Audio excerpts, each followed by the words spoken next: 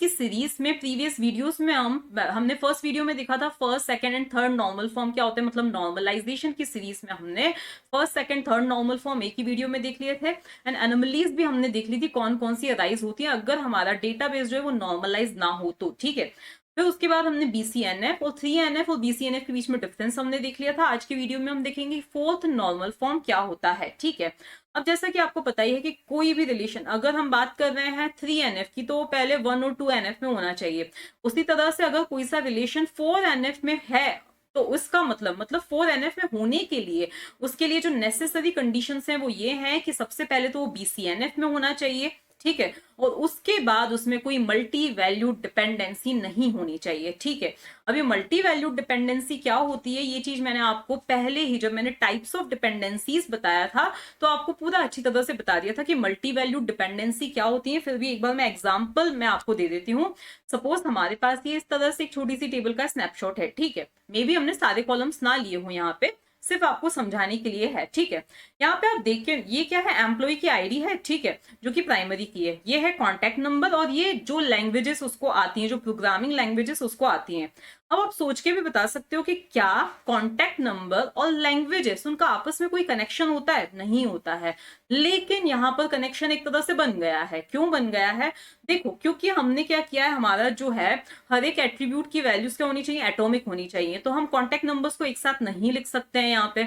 हम यहाँ पे लैंग्वेजेस को भी एक साथ ऐसे कॉमा लगा के नहीं लिख सकते हैं, जावा C++ और उसकी जो भी स्किल्स हैं वो हम नहीं लिख सकते हैं। ठीक है, तो हमें उनके लिए अलग अलग रोज बनानी पड़ेंगी। तो कॉन्टैक्ट नंबर के लिए हमने एक रो रखी, मतलब उस पर्टिकुलर एम्प्लॉय के ना दो कॉन्टैक्ट नंबर्स हैं। पहला कॉन्टैक्ट नंबर है 987876 एंड समथिंग समथिंग, दूसरा उसका कॉन्टैक्ट नंबर है 878787 एंड समथिंग समथिंग। ठीक है, ये उसके दो कॉन्टैक्ट नंबर्स हैं। उसको जो लैंग्वेजेस आती हैं वो दो हैं, एक है जावा और C++। इसके अलावा भी आ सकती हैं, लेकिन यहाँ पे मैंने एग्जांपल के लिए सिर्फ ये दो ही कंसिडर किए हैं। ठीक है, अब यहाँ पर ऐसा है कि मैं ऐसा तो सिर्फ एंट्री नहीं कर सकती हूँ 1 और मैंने मर्जी से उठा लिया 987876। अब मैं इस 987876 के लिए दोस्त को रिपीट करूंगी, ये चीज तो मुझे पक्का पता है क्योंकि मुझे ये कॉन्टैक्ट नंबर भी रखना है। तो मुझे 1 के करस्पॉन्डिंग 878787 रखना ही है। अब बात ये आती है कि मैं मर्जी से मैंने सोच लिया कि नहीं, मैं 987876 के साथ में जावा रखूंगी और इसके साथ में C++। ऐसा तो मैं नहीं कर सकती हूँ। तो उसका रीजन क्या है, ये मैंने आपको पहले ही जब मैंने मल्टी वैल्यूड डिपेंडेंसी समझा दिया था।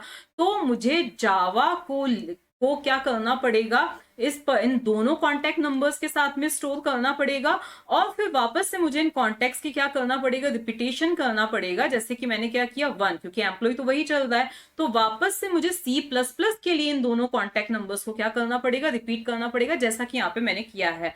अब आप देखोगे कि ये मल्टी वैल्यूड डिपेंडेंसीज कैसे हुई। देखो, ये है हमारी टपल 1, यहाँ पे आप देख रहे हो ये टपल 2 है, यहाँ पे आप देख रहे हो टपल 3 है और ये क्या है, टपल 4 है। ठीक है, यहाँ पे ये है x, ये है y और ये क्या है, z है। ठीक है, यहाँ पे आप देख रहे हो x तो चारों का क्या है, सेम है। ठीक है, आप देख रहे हो कि अगर मुझे अब मान लिया कि इस पर्टिकुलर एम्प्लॉय का एक और कॉन्टैक्ट नंबर आ जाता है। ठीक है, तो सपोज उसका कोई 7575 है, तो यहाँ पे ऐसा तो नहीं कि मैं सिर्फ जावा रख सकती हूँ या सिर्फ C++ रख सकती हूँ, यहाँ दोनों को एक साथ, क्योंकि फिर वो फर्स्ट नॉर्मल फॉर्म में ही नहीं रहेगा। तो इसीलिए मुझे इसको वापस से पहले यहाँ जावा स्टोर करना पड़ेगा, फिर इस 7575 के लिए C++ को भी क्या करना पड़ेगा, स्टोर करना पड़ेगा।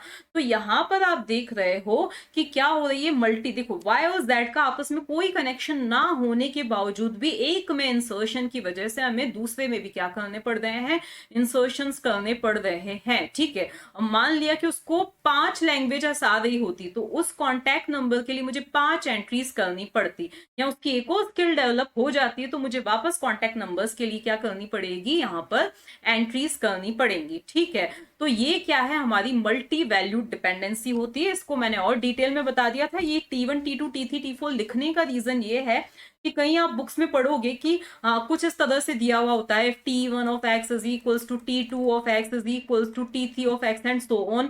अब आप देखोगे कि इस पर्टिकुलर के लिए ये दोनों रिपीट हो रहे हैं, देन ये दोनों क्या हो रहे हैं, रिपीट हो रहे हैं एंड सो ऑन। ये मैंने पहले बता दिया था। ठीक है, तो ये मैंने जानबूझ के लिखा है ताकि वो जो फॉर्म है, अगर आप किस पे विकिपीडिया पे पढ़ते हो तो ये चीज वो जो उसको एल्जेब्रिक फॉर्म में बता रखा है आपको समझ में आ जाएगा। तो अब हम सीधे किस पे आ जाते हैं, हमारे फोर्थ नॉर्मल फॉर्म पे। तो फोर्थ नॉर्मल फॉर्म क्या कहता है कि मल्टी वैल्यूड डिपेंडेंसी नहीं होनी चाहिए, और क्यों नहीं होनी चाहिए उसका रीजन मैंने बता दिया कि क्या क्या इसके नुकसान होते हैं। तो अब हमें क्या करना पड़ेगा, डीकंपोज करना पड़ेगा। तो कैसे हम डीकंपोज करेंगे, तो देखो हम क्या करेंगे कि एम्प्लॉय आईडी और उसके कॉन्टैक्ट नंबर को हम एक साथ रख देंगे, ठीक है। और इसी तरह से एम्प्लॉय आईडी और फिर उसकी जो लैंग्वेजेस उसको जो भी आती हैं उसको हम एक साथ रख देंगे। अब होगा क्या, मान लिया उसके दो कॉन्टैक्ट नंबर्स हैं तो दोनों की एंट्री हमने यहाँ पे कर दी, 7876 एंड 8787, जो भी उसका कॉन्टैक्ट नंबर था। उस पर्टिकुलर एम्प्लॉय को दो लैंग्वेजेस आती थी तो हमने उनकी एंट्री कर दी, ठीक है।